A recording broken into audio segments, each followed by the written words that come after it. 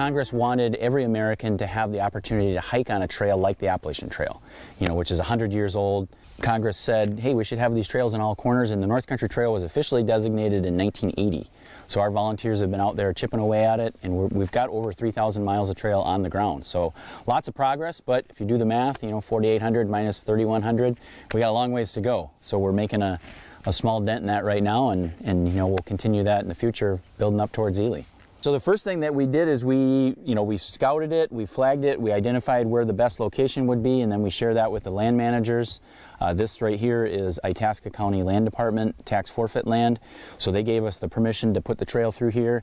And then we came through in the winter and actually opened up the corridor, just kind of clearing some of the small stuff. If the ground's not covered in snow, we clear some of the down trees that are across the trail.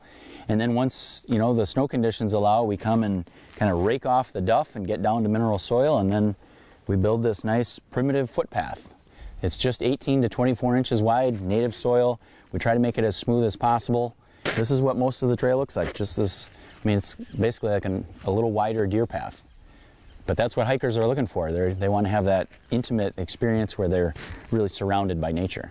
This section is, very accessible because it's between two roads, but once you get further southwest, it's pretty remote. You're a long ways from County 17 or Highway 6, so that adds, a degree of difficulty because if something goes wrong, you're, a ways from help.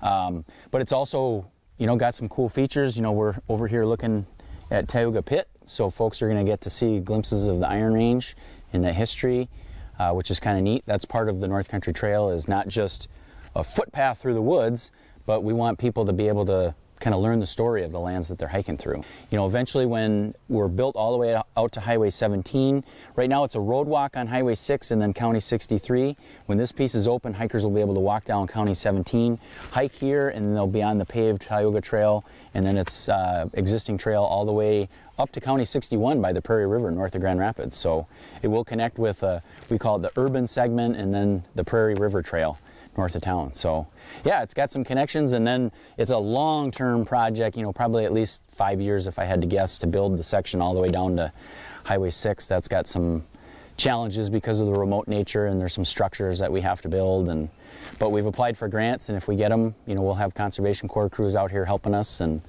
folks like Art, chipping away at it over time. So yeah, it's a labor of love. We got some amazing volunteers out here doing this, and we've got great partners like the Land Department, UPM Blandon. There's a couple private landowners on this section, so it really is a team effort, and we're really building the legacy for future generations. This will be, hopefully someday as well used and as well loved as the Appalachian Trail is.